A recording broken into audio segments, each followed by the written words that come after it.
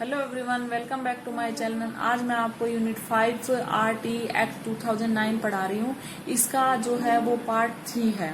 तो धारा 13 में क्या है कि प्रवेश शुल्क न लेना, कि जब हम किसी बच्चे का एडमिशन ले रहे हैं तो हमें एडमिशन फीस नहीं लेनी है। तो देखो ये क्या है, आरटी 2009 की धारा 13 के तहत प्रवेश लेने वाले किसी भी बालक से प्रवेश या शिक्षण शुल्क नहीं लिया जाएगा। तो अभी क्या है कि जब बच्चे का एडमिशन ले रहे हैं तो प्रवेश और शिक्षण शुल्क नहीं लिया जाएगा। किसी भी विद्यालय के द्वारा प्रवेश शुल्क लिए जाने के लिए पर लिए गए शुल्क का 10 गुना जुर्माना उसे देना पड़ता है। अभी धारा 14 में देखिए क्या लिखा है, आयु प्रमाण पत्र। आयु प्रमाण पत्र के बारे में धारा 14 में लिखा है, देखो आरटी 2000 की धारा 14 के तहत आयु प्रमाण पत्र के अभाव में किसी भी बालक की विद्यालय में प्रवेश प्रदान नहीं किया जाएगा, लेकिन प्रवेश से वंचित भी नहीं किया। यदि उसके पास आयु प्रमाण पत्र नहीं है तो हम ऐसा नहीं है उसको प्रवेश नहीं देंगे, उसे ये प्रवेश देना पड़ेगा, लेकिन प्रवेश से वंचित भी नहीं किया जाएगा। ठीक है, बिना आयु प्रमाण पत्र के हम क्या कर सकते हैं, प्रवेश भी नहीं दे सकते और लेकिन उसे वंचित भी नहीं रखा जाएगा। ऐसा भी नहीं है कि हम उसे प्रवेश नहीं देंगे, कुछ शर्तें हैं उनके आधार पर उस बच्चे को हमें प्रवेश देना पड़ेगा विद्यालय में। तो देखिए, माता पिता का शपथ पत्र, यानी कि माता पिता शपथ पत्र घोषित करे तो उसके आधार पर हम उसे क्या कर सकते हैं, एडमिशन दिला सकते हैं। अस्पताल की पर्ची, यानी कि जो ममता कार्ड है उसके आधार पर, आंगनबाड़ी का प्रमाण पत्र, इन तीनों के आधार पर बच्चा क्या है कि एक विद्यालय में प्रवेश ले सकता है। धारा 15 के तहत प्रवेश तिथि का विस्तारण। धारा 15 के तहत प्रोत्साहित के दौरान प्रवेश से वंचित रहने वाला बालक बालिकाओं को अधिकतम 6 माह के भीतर भी प्रवेश दिया जा सकेगा। डिस्ट्रिक्ट जिला शैक्षिक सूचना प्रणाली के आधार पर, यानी कि OH से पूर्व। यानी कि क्या होता है कि 30 ईयर से पूर्व, यानी कि कोई भी बच्चा है जो विद्यालय में प्रवेश लेने किसी कारणवश नहीं प्रवेश ले पाया है तो उसे 6 महीने के अंदर उसे प्रवेश ले सकता है, लेकिन किसके निर्देश पर, डिस्ट्रिक्ट जिला शैक्षिक सूचना प्रणाली के आधार पर वो विद्यालय में प्रवेश ले सकता है। तो प्रवेश प्रक्रिया की तिथि को आरटीई के तहत कितने माह तक के लिए विस्तारित किया जा सकता है, यानी कि ये क्वेश्चन है तो ये आएगा इसका आंसर 6 माह तक।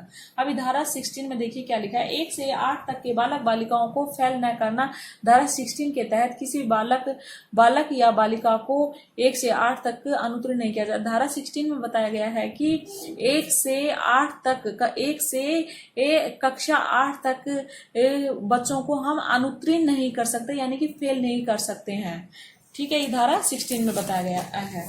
नेक्स्ट देखिए, नोट पॉइंट है, आरटीई 2009 की सबसे बड़ी कमी यह मानी गई है कि इसमें 14 वर्ष के पश्चात की शिक्षा पर कोई ध्यान नहीं दिया गया। इसमें जो कमी पाई गई आरटीई 2009 में कि 14 तक तो ठीक है, उन्होंने निःशुल्क एवं अनिवार्य शिक्षा कर दी, लेकिन 14 वर्ष के बाद जो शिक्षा होनी चाहिए ना, उन पर उसने ध्यान नहीं दिया गया। नेक्स्ट सेकंड नोट पॉइंट देखिए, नई शिक्षा नीति 2020 के तहत इसमें परिवर्तन किया जाएगा। 2020 की शिक्षा प्रणाली है उसमें क्या है कि इसे में परिवर्तन किया जाएगा और 14 से 18 वर्ष की माध्यमिक स्तर की शिक्षा पर भी ध्यान दिया जाएगा। अभी धारा 17 में देखिए क्या लिखा है, शारीरिक व मानसिक दंड पर रोक। धारा 17 के तहत किसी भी बालक बालिकाओं की शारीरिक रूप से मानसिक रूप से प्रताड़ित दंड नहीं दिया जाएगा। आरोपित सिद्ध होने पर 50,000 का जुर्माना अदा करना होगा और शिक्षक के विरुद्ध अनुशासनात्मक कार्यवाही की जाएगी। यानी कि क्या है, धारा 17 में लिखा है कि कोई भी बालक हो या बालिका हो उसे हम दंड नहीं दे सकते, उसे प्रताड़ित नहीं कर सकते, उसे टॉर्चर नहीं कर सकते।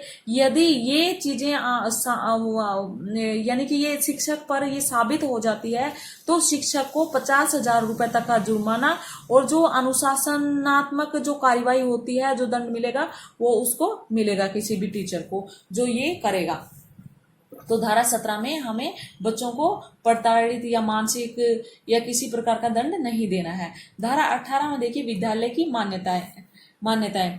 RT 2000 की धारा 18 के तहत किसी भी विद्यालय का संचालन बिना मान्यता के नहीं किया जाएगा। भारतीय अधिनियम 1989 व 1999 के तहत प्रत्येक समस्या की रजिस्ट्री मान्यता लेना अति आवश्यक है, अन्यथा मान्यता मिलने तक प्रतिदिन 10,000 की आर्थिक दंड अदा करना होगा।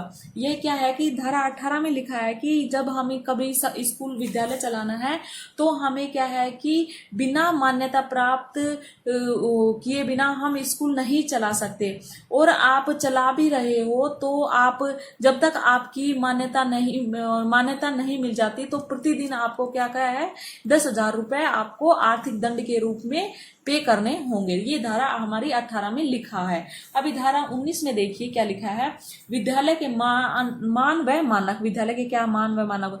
धारा 19 के तहत प्रत्येक विद्यालय की मान्यता लेना अति आवश्यक, यानी कि प्रत्येक विद्यालय को मान्यता लेना बहुत ही आवश्यक है। सेकंड है विद्यालय के भवन का होना। विद्यालय में भवन का भी होना, खेलने का मैदान होना चाहिए, पानी की टंकी होनी चाहिए,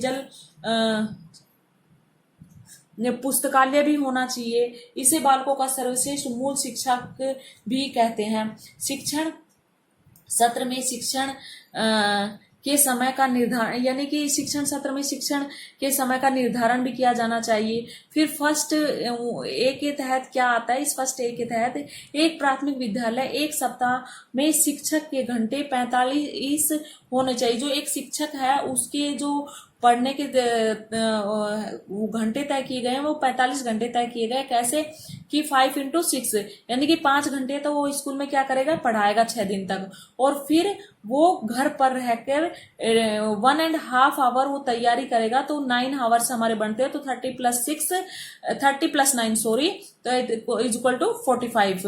तो यानी कि वो 45 घंटे तैयारी वो मानी जाएगी उसकी। तो एक प्राथमिक विद्यालय में एक वर्ष में शिक्षण के घंटे एवं शिक्षण दिवस, यानी कि कितना 800 घंटे, यानी कि 200 दिन, यानी कि 200 तो दिन वो पढ़ाएगा, और कितने घंटे 800 घंटे। नेक्स्ट हमारा है सेकंड ए में एक उच्च प्राथमिक विद्यालय में एक सप्ताह में शिक्षण के घंटे 48 तैयारी सहित है 6 × 6 = 36 + 12, यानी कि जो घर पर रहकर तैयारी करेगा वो है, यानी कि 48 आवर्स है। अभी जो फिर बी में आता है हमारे एक उच्च प्राथमिक विद्यालय में एक वर्ष शिक्षण दिवस व शिक्षण के घंटे, यानी कि 220 दिन कर दिए गए हैं और 100 घंटे कर दिए गए हैं इसमें बढ़ाकर। अभी धारा 20 के में देखिए अनुसूचित में परिवर्तन। अनुसूचित में क्या परिवर्तन किए गए, धारा 20 के तहत शिक्षा के इस अधिकार में पूर्णता से परिवर्तन करने संशोधन करने का अधिकार केंद्र को जाता है, यानी कि केंद्र सरकार में इसमें क्या किया है और उसको श्रेय पूरा केंद्र सरकार को ही जाता है। लेकिन शिक्षा समृद्धि सूची 1976 का विषय होने के कारण इस केंद्र व राज्य दोनों वो ही कानून बना सकते हैं, परंतु पूर्णतः संशोधन करने का अधिकार केंद्र को होता है। क्या होता है कि राज्य सरकार और केंद्र सरकार दोनों ही उसमें संशोधन कर सकती है, लेकिन पूर्णतः जो जाता है संशोधन करने का अधिकार वो केंद्र को जाता है। ये धारा 20 में लिखा गया है। ठीक है, फिर है धारा 21 विद्यालय प्रबंधन समिति। विद्यालय प्रबंधन समिति यानी कि SMC RT 2009 की धारा 21 के तहत प्रत्येक विद्यालय का संचालन करने हेतु एक विद्यालय प्रबंधन समिति का गठन किया जाए। यानी कि जब विद्यालय चला रहे हैं तो हमें एक विद्यालय प्रबंधन समिति का क्या करना पड़ेगा, गठन करना पड़ेगा, जिसके अभाव में विद्यालय का संचालन करना संभव नहीं है। यदि वो नहीं, हम उस समिति का गठन नहीं करेंगे, पाबंद नहीं करेंगे, तो उसके अभाव में, उसके बिना हमारी क्या है कि विद्यालय नहीं चल सकता। अभी नोट पॉइंट देखिए, राजस्थान में SMC का संचालन 10 मई 2011 में किया गया था। विद्यालय में देखिए 1 से 8 SMC और 9 से 12 SDMC, यानी कि इसका गठन 2010 में, राज्य सरकार 2011 में, और इसका 1999 से हुआ था। SMC के सदस्यों की संख्या है एक से, यानी कि SMC के जो सदस्य होते हैं वो 16 होते हैं। SMC के अध्यक्ष व उपाध्यक्ष अभिभावक भी हो सकते हैं। SMC का सचिव वो यानी कि सचिव, संस्था प्रधान या एचएम होता है, यानी कि पदेन होता है जो एचएम या संस्था प्रधान होता है। टोटल इनमें संख्या होती है वो 16 की होती है। जो कैसे कैसे डिवाइड की गई वो देखिए।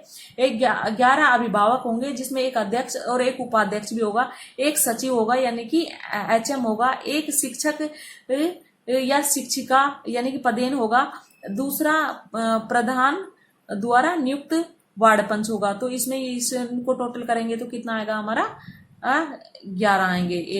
ठीक है, एक क्या होगा उसमें, तो इनका टोटल जो संख्या रहेगी वो 16 रहेगी। Thank you.